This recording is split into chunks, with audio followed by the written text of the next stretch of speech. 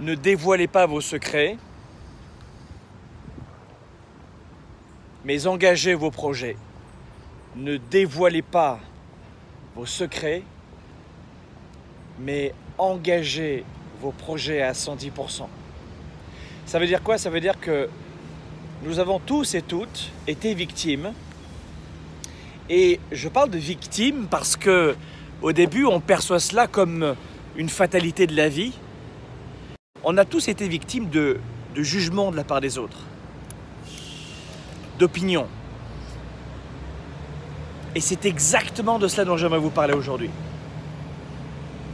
Que se passe-t-il à votre avis dans l'esprit de quelqu'un qui a moins que vous? Est-ce que cette personne, en général, va penser intrinsèquement vraiment « Waouh, je suis complètement inspiré par ce que tu fais. Waouh, tu as la vie de famille que j'aimerais avoir. Waouh, c'est inspirant, félicitations. Tu as perdu du poids. » Mais comment te dire, j'accompagne, j'ai beaucoup accompagné plus à l'époque des athlètes de haut niveau, des champions du monde, de danse sur glace, etc. Et le regard des autres était terrible, souvent dans leur quartier, quand ils ont commencé à émerger de la masse. « Oh waouh, t'as de l'argent, c'est génial, wow. Vraiment là, je suis inspiré par toi. » Moi aussi, je vais pouvoir me dire « I can do anything ». Moi aussi, honnêtement, quand la plupart des gens voient un soleil briller, tout ce qu'ils voient en eux, c'est uniquement l'ombre. L'ombre, les défauts, les points de vigilance. Et vont émerger différents sentiments, certainement pas de l'inspiration, mais aux antipodes, des sentiments comme du jugement ou un sentiment de rabaissement, et vont naître donc des comportements qui vont simplement vouloir porter atteinte à la personne qui brille en face et qui, à ce moment-là, voulait simplement de façon candide partager son succès, sa réussite, sa victoire. Et voilà pourquoi beaucoup d'entre vous, vous souffrez. Parce que vous gardez cela en tête. J'ai partagé ma victoire, mon projet, ma réussite, mon rêve. Et j'ai été rejeté. Je n'ai pas compris pourquoi. C'était des amis depuis de si longue date. C'était des camarades de travail en qui j'ai pourtant confiance. Waouh, honnêtement, je comprends pas.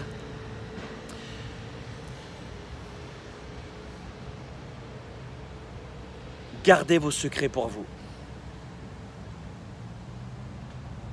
Mon expérience, gardez la personne que vous voulez devenir pour vous. Démontrez qui vous êtes. Respectez les autres. Mais gardez vos secrets pour vous. Un secret, c'est un secret. Et je crois que beaucoup de gens ont tendance à participer à cela, à cette grande chevauchée du jugement, en partageant de façon un petit peu naïve aux autres leurs grands projets. Je vais vous dire un truc, cette vidéo, elle est vraiment pas faite pour tout le monde. Beaucoup de gens ne la comprendront pas, et c'est exactement ce vers quoi je veux vous diriger maintenant. Peu de gens font des efforts pour vivre la vie qu'ils souhaitent. La vie est dure, la vie est très dure. La vie est injuste, oh que oui. Mais elle est belle, mais elle est dure. Et voilà comment la plupart des gens cherchent avant tout le plaisir dans leur vie. Alors que déjà ils sont au sein de grandes agitations dans leur quotidien pour payer leurs factures, pour rester en pleine santé, pour mieux communiquer avec l'homme ou la femme de leur vie, ou pour trouver l'homme ou la femme de leur vie, pour mieux communiquer avec leurs enfants, pour avoir confiance en eux, pour augmenter leur estime d'eux-mêmes en achetant plein de choses alors qu'ils n'ont pas d'argent pour acheter tout cela. La plupart des gens se battent, sont au sein de difficultés. Et ça commence très tôt. Regardez à l'école l'intimidation. 3 petits cons qui s'en prennent un gamin qui n'a rien demandé et qui finalement va tenter de se suicider. Ça s'appelle l'intimidation.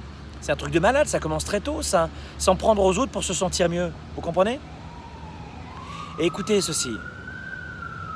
Tiens, c'est marrant, quand j'entends cette sirène, je me dis, c'est exactement au bon moment qu'elle arrive, cette sirène, dans la vidéo. Ouais, c'est bon moment ça, hein?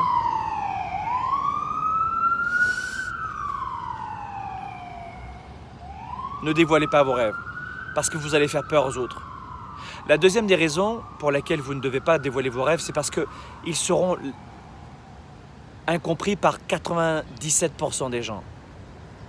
Alors si vous avez des amis qui sont comme vous, oui, on a le projet de faire le championnat de machin ensemble et en équipe, ça fonctionne. C'est mon rêve, on va arriver premier sur le podium. Mais ne dévoilez pas vos rêves parce que il n'y a que vous qui savez ce que vous avez dans le ventre. Il n'y a que vous. Je vais vous donner un exemple. Je trouve souvent que c'est bien de parler de réussite, de bonheur à titre personnel. Non pas parce que je suis arrogant, mais parce que je crois que ça donne un exemple sur les combats qu'on peut tous livrer. Et surtout parce que personne n'est parfait, et certainement pas moi. Moi, j'étais un gamin issu de la classe populaire, dans un quartier où tu sortais le soir seul, tu revenais sans tes vêtements. Surtout, c'était des vêtements de marque. Donc, du coup, j'en avais pas beaucoup. J'avais, à l'âge de 11 ans, 12 ans, des problèmes de bégaiement. Les mots ne sortaient pas toujours dans le bon sens. Je n'étais pas un bègue chronique, aigu, mais j'avais des problèmes de bégaiement. À cela s'ajoutait aussi une forme de dyslexie que j'avais, donc orthophoniste, etc. C'était pas évident. Jusqu'à l'âge de 13 ans à peu près, sauf mes sous-vêtements évidemment, mais j'achetais tout cela à l'Armée du Salut. J'avais mes vêtements, la plupart de mes vêtements, manteaux, etc., c'était l'Armée du Salut. J'ai eu une très belle enfance, il n'y a eu aucun problème. Quand je pense au petit gars qui est né au Burkina Faso, à Ouagadougou, tu vois, je me dis j'ai eu une enfance dorée. Mais quand j'ai commencé à dire à ma famille, à mes proches, à mes amis, que je voulais devenir, que je voulais faire de la parole mon métier, parce que j'avais immensément besoin de reconnaissance. J'aimais les gens, j'aimais partager et j'avais besoin de reconnaissance. Donc 3 besoins forts en moi. Et que je voulais faire de la télévision. Ils me regardaient en me disant « C'est génial mon chéri », mais personne n'y croyait. C'était mon rêve. Et à 25 ans, j'étais présentateur télé. Mais avant cela, à quoi ça a servi que je présente et que j'expose mes rêves? Quand je disais ça à mes copains à l'école, c'était incompris. Alors vous allez me dire « Mais juste parce que tu étais un enfant », non. À l'âge adulte, c'est la même chose. Quand vous présentez vos projets, vos rêves, personne ne sait à quel point vous allez les réussir. Et la troisième des choses aussi, la raison pour laquelle vous ne devez pas présenter vos rêves aux autres ou les dévoiler, c'est parce que la plupart d'entre eux vont vous décourager. Tu vois ce que je veux dire? La plupart d'entre eux vont vous décourager. Moi, 25-30 ans, j'étais présentateur télé, j'étais journaliste encarté, avec ma carte de presse, et je commençais le coaching en prise de parole en public. Évidemment, j'étais à l'opérationnel, et puis à côté, je faisais de la consultation en prise de parole en public, comment parler devant une caméra. Et voilà comment j'ai commencé mes débuts de coach. Comment tu as commencé? Comme ça, en donnant des cours du métier que je connaissais. Et j'ai toujours fait en sorte de donner du coaching dans un domaine dans lequel j'avais de l'expertise, contrairement à certains. Mais c'était en tout cas mon axe, moi. Mais qui aurait pu penser qu'un mec comme moi, issu de la classe moyenne, sans grandes écoles, pouvait devenir présentateur télé à 24-25 ans?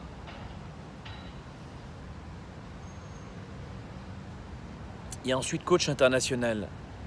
Et maintenant, mes vidéos sont vues par des millions de personnes chaque année. Et toujours aussi directement, même si ça peut paraître rude ou de façon authentique, je livre un message pour vous expliquer que, et maintenant ça fait 20 ans justement que j'étudie les sciences de la psychologie cognitive, parce que j'ai commencé très tôt, vous savez pourquoi? Parce que ce que l'histoire ne dit pas, c'est que dès l'âge de 13-14 ans aussi, j'ai commencé à régler mes propres problèmes. par le coaching, par la lecture. Alors, au début, je n'avais pas beaucoup d'argent. Puis après, j'ai mis de l'argent de côté et je me suis payé mes premiers cours de sophrologie. Je me suis payé mes premiers cours d'hypnose. L'hypnothérapie m'a aidé. Et plus je gagnais de l'argent, parce qu'évidemment, j'ai oublié de vous dire, mais dès l'âge de 12-13 ans aussi, je faisais les marchés aux puces. Et j'adorais ça. Le dimanche matin et le samedi, je faisais les vides-greniers pour récupérer l'argent. Et c'est très tôt que j'ai compris qu'il fallait que je garde mon rêve en tête. Et je ne l'ai pas compris assez tôt, en fait. Mais très tôt, j'ai perçu cette jalousie des autres. Et voilà pourquoi je vous livre ce message. Et ensuite, j'ai mis de l'argent de côté. J'ai étudié, j'ai lu. Après, quand j'ai pu, je me suis offert des programmes en ligne, des programmes audio. C'était mon premier programme audio, c'était un programme de Jim Rohn, un conférencier américain qui n'est plus là aujourd'hui et qui a formé beaucoup de conférenciers, beaucoup d'experts aussi et de coachs. Et ça m'a coûté une fortune, cette méthode audio, mais elle m'a sauvé la vie. Et vous savez quoi, je crois qu'on me l'a volé. Je l'avais amené à l'école avec moi, je ne me rappelle plus ce qui s'est passé, je l'ai perdu ce truc. Ça coûtait une fortune. Je vous assure, si aujourd'hui je devais me payer cette méthode audio, je crois que l'équivalent serait, parce que c'était il y a quelques années quand même, ça serait peut-être 5 000 $ canadiens. Je ne sais pas, pour nos amis européens, peut-être 5 000 $ canadiens aujourd'hui, ça doit être 4 000 € dans ces eaux-là. T'imagines? Je ne l'ai pas dit pendant des années à mes parents que j'avais mis tout mon argent là-dedans. Ils m'ont dit, tu serais malade. Et ça m'a sauvé la vie. Et voilà comment j'ai augmenté mes compétences, je me suis formé, mais j'ai créé au début, je me suis intéressé au coaching au début, pour moi, je vais être honnête, pour moi, je manquais de confiance. Putain, le mec, il n'était pas non plus dans un quartier, comme on dit, ici à Westmount, ou à Montréal, à Westmount, ou Outremont, ou à Paris 16e, quoi. Voilà pourquoi je vous dis, gardez vos rêves en vous, parce que je savais l'homme que j'allais devenir plus tard. Je ne savais pas comment, je ne connaissais pas les détails, mais je savais l'homme que j'allais devenir. Et voilà comment peu à peu, j'ai avancé dans la vie. J'ai gagné mon premier $1 million, j'avais 28 ans. Puis aujourd'hui, je suis à la tête de 4 sociétés, je vais en monter une 5e. J'ai 2 enfants, la même femme depuis 20 ans. Au moment où je te parle, on est en 2018. Et j'ai vécu mon bonhomme de chemin. Aujourd'hui, je suis beaucoup dans la contribution, le fait de redonner, d'offrir des vidéos en permanence toute l'année. Je ne veux pas jouer aux youtubeurs. Hein. Moi, ce que j'aime beaucoup, c'est des vidéos nature comme ça, prises sur le vif après ma séance de sport. Mais ne faites pas en sorte de dévoiler vos rêves. Ça, c'est la première des choses. Et je vous ai donné toutes les précisions. Mais en 10-15 minutes, je voulais vous donner tous ces détails sur la première des choses. Pour quelle raison on ne doit pas partager ses rêves. La deuxième des choses, c'est que je vous ai dit tout à l'heure, ayez des projets engagés. Ça veut dire quoi? Ça veut dire que vous pouvez partager un projet. La finalité, le rêve, vous le gardez pour vous. Maintenant, si tu veux le partager, fais comme tu veux. Hein. Tout va bien. Mais si vous voulez avancer, il faut avoir aussi des projets engagés. Vous savez, une fois par an, je fais une tournée qui est à 80% privée. Ça s'appelle la tournée 110. Ce sont des organisateurs dans plusieurs pays qui l'organisent pour nous. Et puis 20%, c'est public avec 2 dates, une à Montréal, une à Paris. On est des milliers de personnes, c'est la fiesta pendant une après-midi et puis on célèbre aussi cette capacité de croquer la vie à pleines dents. C'est un show, c'est un concert, c'est du coaching, c'est une formation, c'est une conférence unique. Bref, ça s'appelle la tournée 110. Et c'est ce que j'explique dans cette tournée 110. Engagez-vous à 110%. Et j'explique aux participants, pas uniquement avec du blabla, mais je leur fais ressentir, parce qu'on fait des exercices pour qu'ils ressentent ce que c'est que l'engagement maximal. Je crois beaucoup que la mise en pratique est très forte et très importante. En tout cas, je suis un pratico-pratique et le pragmatisme, c'est mon truc. Les grandes envolées lyriques, je les laisse aux universitaires, qui eux-mêmes ont des problèmes à payer leurs propres vacances et leurs propres factures.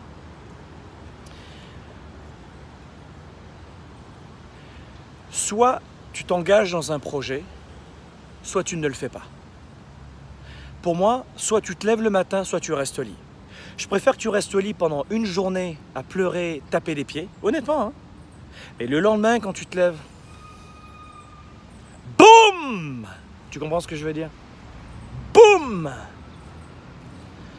Engagez-vous à 110%. Tiens, ça c'est une pine de pain, tu vois. Ah, je vais lancer, je vais essayer. Oups! Oh là là! C'était dur! Non! Lancez-la à fond. Lancez, boum! À 110%. Faites un dossier, concentrez-vous à 110%.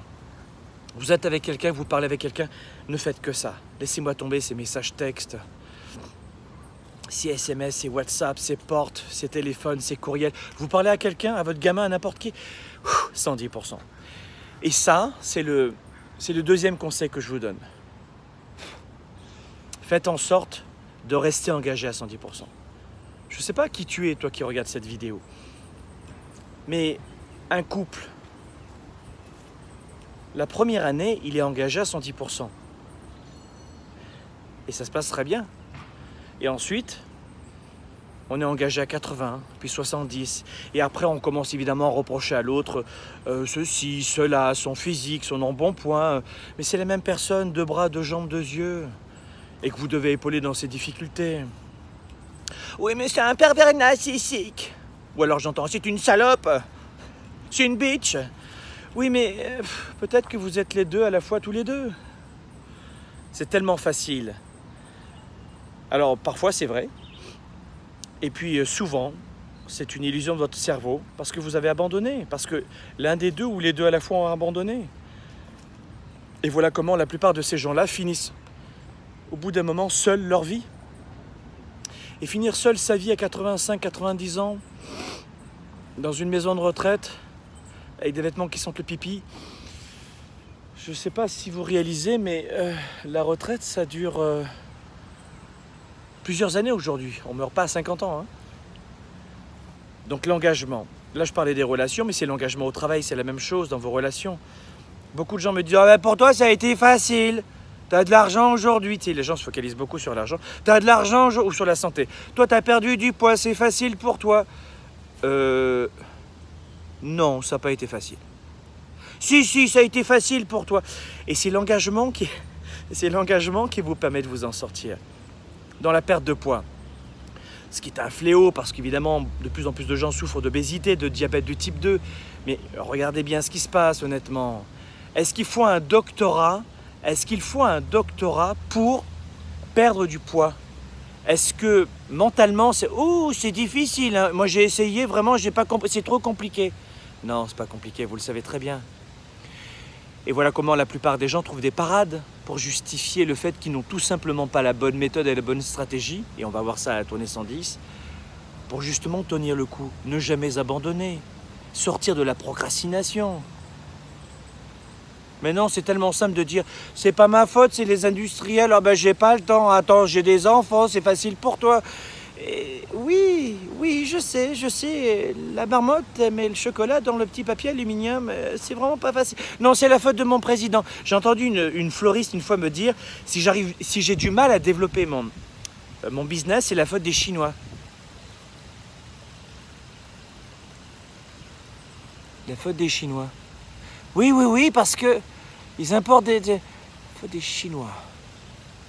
Et je vous assure qu'elle était sincère. Elle était sincère. Alors voilà pourquoi je voulais vous donner aujourd'hui quelques éléments de réponse pour vous mettre en appétit et vous permettre à vous maintenant de poursuivre votre réflexion seul, aller à la bibliothèque ou avec des amis ou avec un coach ou en faisant des formations, des conférences, peu importe, chez nous ça nous fera plaisir ou ailleurs, peu importe. Mais continuez la réflexion sur cela, travaillez sur vous. 80% de toute réussite, c'est de la psychologie. Le reste, c'est que de la mécanique, que de la technique. Faites en sorte d'augmenter votre mental, votre leadership, et c'est ainsi que vous allez passer votre vie au niveau supérieur, ce que j'appelle le niveau supérieur, c'est-à-dire de reprendre le contrôle. Et surtout, vivez à 110%. Voilà pourquoi j'aime cette casquette. Parce qu'elle symbolise énormément, et c'est pour ça que j'ai créé la tournée 110, mais elle symbolise l'engagement que j'ai toujours eu. Engagez-vous à 110%. il n'y a pas de secret. Ce sera imparfait, peut-être qu'il faudra taper 20 fois avant d'arriver sur la cible, mais engagez-vous à 110%. Tu te lèves le matin à 110% ou tu restes au lit.